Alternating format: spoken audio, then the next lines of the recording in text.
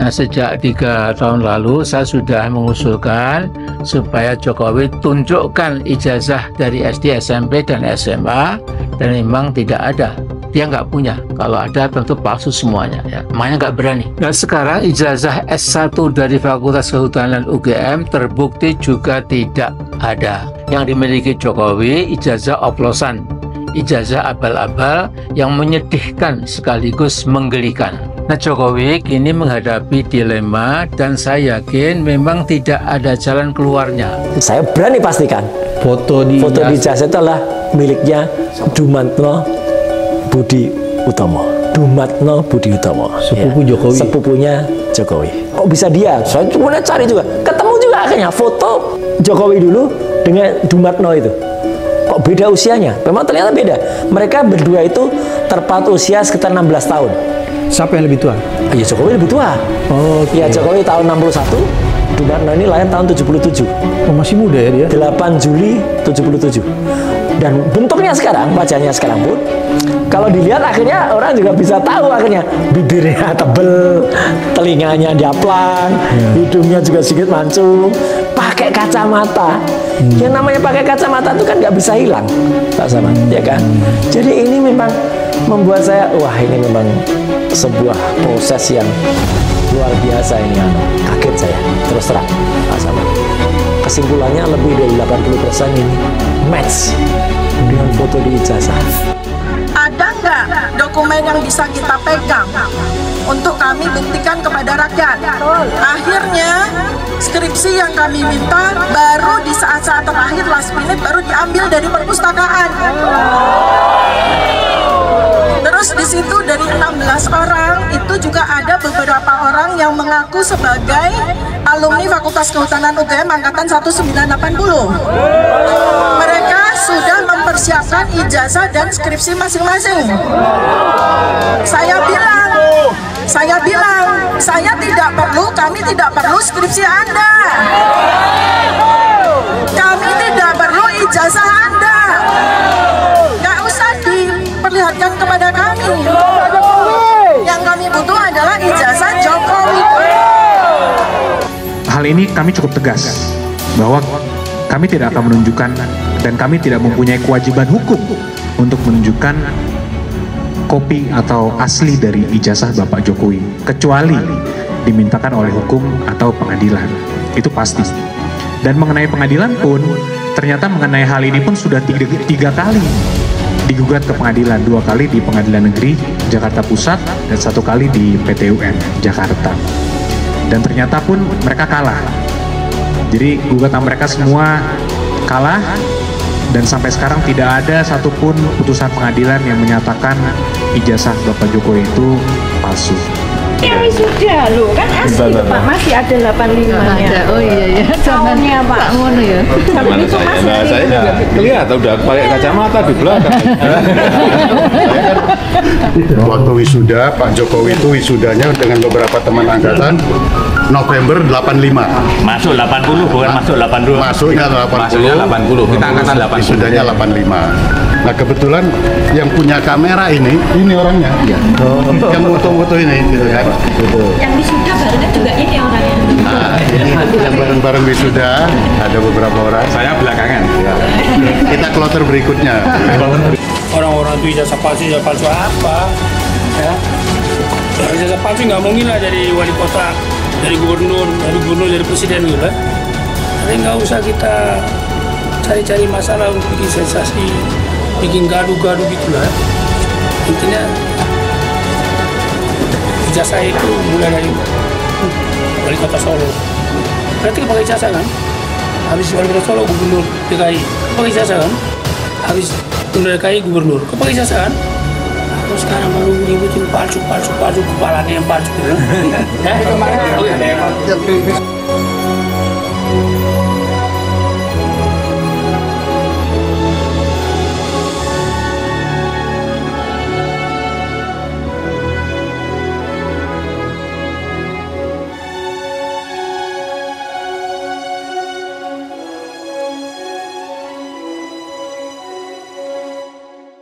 Rata-rata sekarang itu manusia itu maksimal memikirkan organisasi.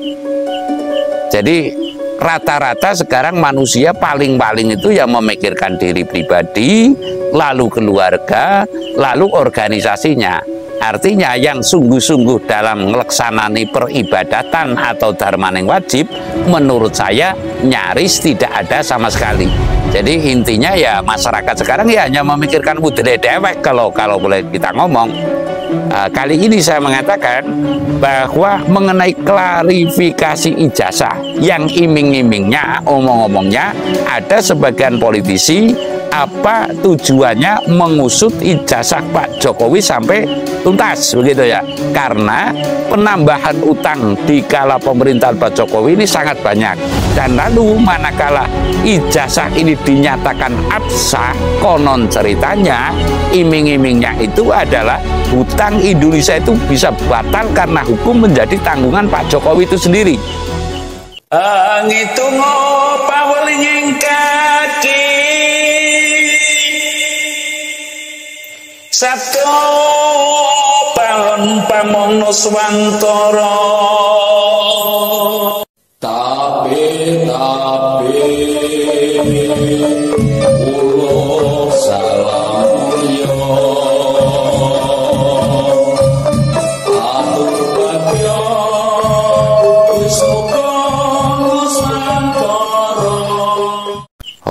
wilayah jati nukuni acat-acat lelukun Nusantara tapi uluk salamul ya. Makin hari saya mengamati situasi politik, situasi ekonomi, situasi pertahanan dan keamanan. Menurut saya sudah banyak pengambil alihan dari yang semestinya kepada yang kurang semestinya atau bahkan tidak semestinya.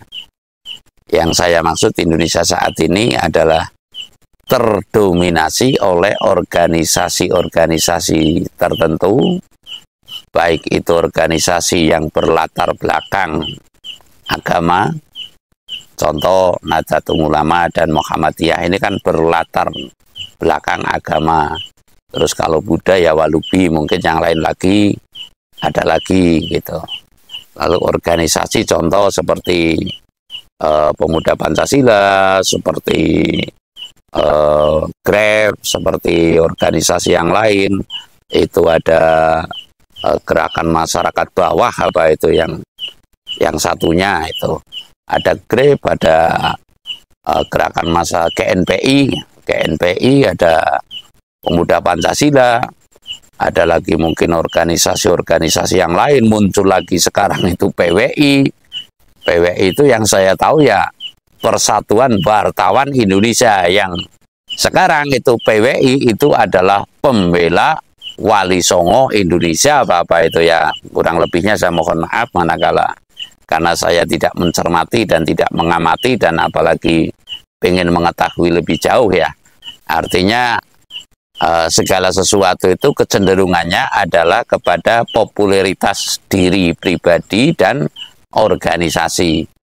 Yang intinya saya mengamati, boleh saya mengamati dong, rata-rata sekarang itu manusia itu maksimal memikirkan organisasi. Jadi rata-rata sekarang manusia paling-paling itu yang memikirkan diri pribadi, lalu keluarga, lalu organisasinya. Artinya yang sungguh-sungguh dalam melaksanani peribadatan atau dharma yang wajib, menurut saya nyaris tidak ada sama sekali. Jadi intinya ya masyarakat sekarang ya hanya memikirkan budaya dewek kalau boleh kita ngomong. Nah, sekarang ini saya lebih cenderung lagi itu mengamati mengapa ijazah itu dikorek-korek ya, dikorek-korek itu ya diteliti ijazahnya sah atau tidak, lalu nanti dengan motif tertentu mungkin ada yang mengatakan merupakan iming-iming dan amang-amang dan omong-omong dalam politik ya. Iming-iming, amang-amang, omong-omong itu kan bisa terjadi di dalam, mohon maaf, mungkin ajaran ketuhanan. Omong-omong, iming-iming, amang-amang itu bisa terjadi pada dunia politik. Omong-omong, iming-iming, amang-amang bisa timbul karena demi taatnya masyarakat. Intinya masyarakat itu bisa andil besar dalam melalui amang-amang dan iming-iming dan omong-omong, umpamanya omong-omong pahala.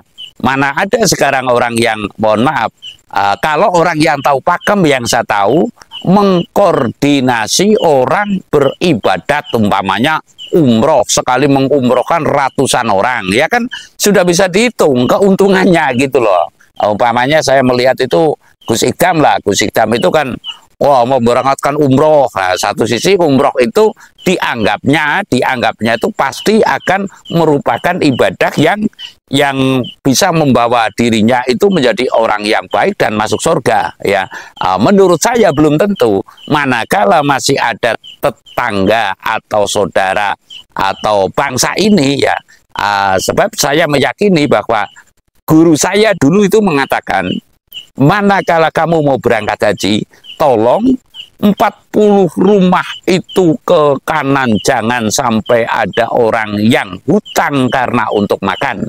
Yang ke kiri juga 40 rumah, jangan sampai ada orang yang hutang untuk makan, ya.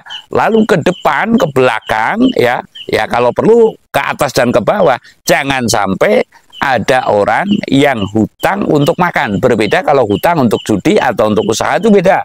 Tapi kalau masih ada kecingkrangan itu ya kesulitan. Kecingkrangan makan, kecingkrangan apa?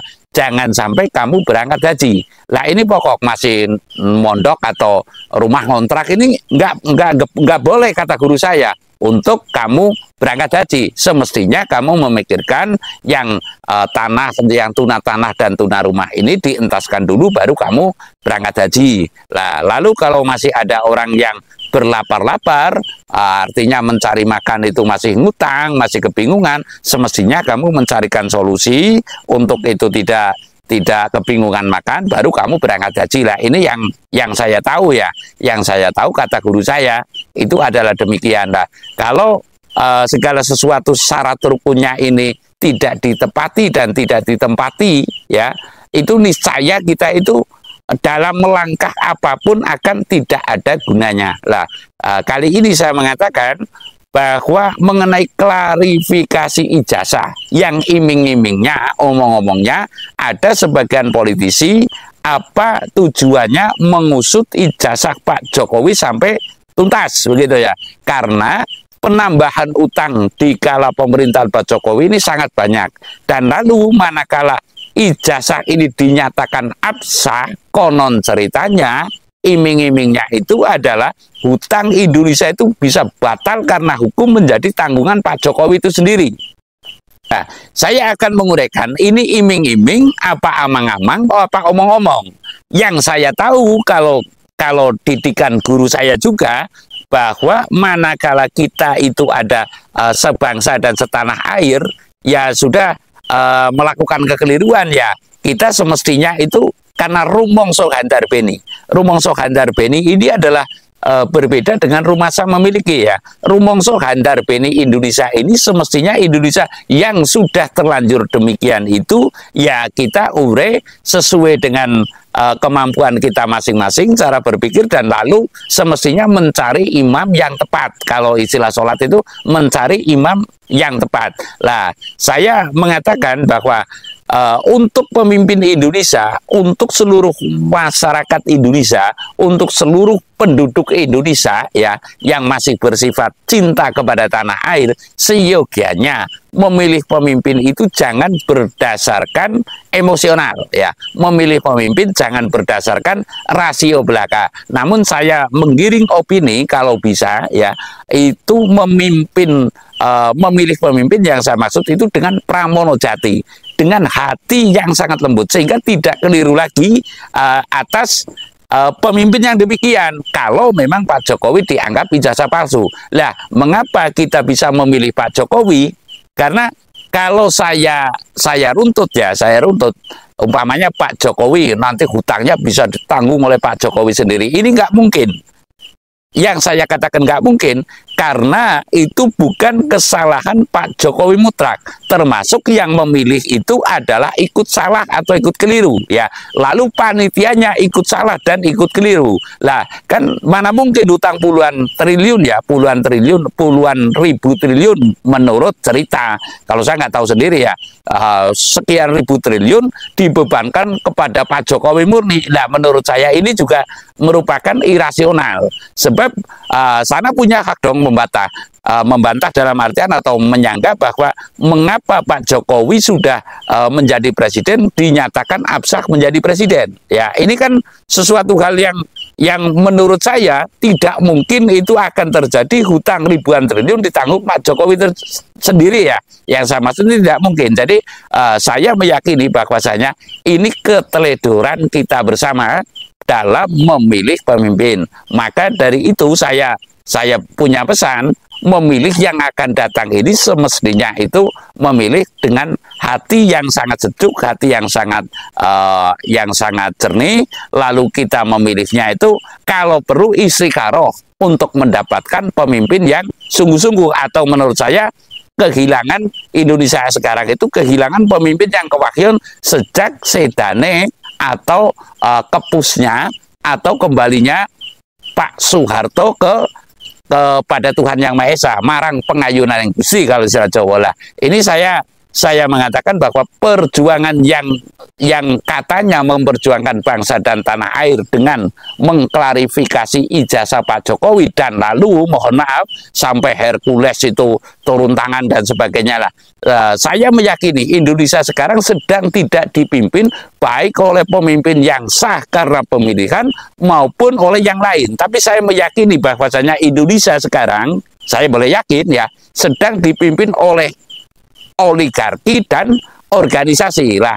Kalau menurut saya Hercules turun pun itu menurut saya juga lebih membuat gaduh suasana. Artinya di situ sama juga siapa yang mentang-mentang dengan Pak Jokowi nanti urusannya dengan saya gitu loh. Jadi seyogianya Indonesia ini kembalikan kepada pemimpin yang hak. Kalau menurut saya itu adalah kita mencari pemimpin yang kewahyon. Jangan pemimpin yang mohon maaf bulpiri. Kalau saat ini pemimpinnya kan bulpiri. Yang penting ada kebul-kebul, ada omon-omon, ada yang dimakan atau ada yang dicari ya. Bulpiri ya kebul-kebul dihampiri itu lah. Intinya pemimpin yang mungkin kalau omon-omon terlalu kasar ya. Pemimpin yang hanya omong doang ya, lalu mengiming-imingi. Lalu setelah jadi lupa dengan janji-janjinya, karena saya sering mengatakan manakala masih sistem demokrasi niscaya tidak ada pemimpin yang takut kepada ilahi ya. Sebab dalam hal ini demokrasi itu mencari simpati dengan masyarakat, bukan mencari simpati kepada Tuhan. Nah ini kelirunya, sehingga perjuangan saya kalau secara umum ya atau dharma bakti saya atau kewajiban saya adalah menimbulkan pemimpin yang sejati atau pemimpin yang kewahyon kembali memimpin Nusantara sehingga pemimpin itu takut kepada Tuhan. Nah kalau saat ini saya mengamati Indonesia itu sedang dipimpin oleh politisi, oleh oligarki dan oleh organisasi. Artinya saya yakin pemimpin sekarang itu rata-rata hanya figuran, namun yang punya duit yang mengatur, lalu yang punya masa banyak yang mengatur, lalu mohon maaf yang punya pengaruh mungkin asu gede menang kerai kalau istilah Jawa itu ya tangan besi lah. Itu yang mengatur. Jadi niscaya manakala seperti ini Indonesia itu akan kedrarung-drarung dan kita adalah kalau kata agama itu terbukanya pintu neraka itu sangat lebar. Namun nyaris tidak ada terbukanya pintu surga. Kalau saya nyaris tidak ada bisa menggapai kesempurnaan hidup dan kesempurnaan mati. Kita adalah orang yang sedang diperdayakan oleh duniawi, namun lupa kepada keilahian. Saya rasa demikian. Terima kasih.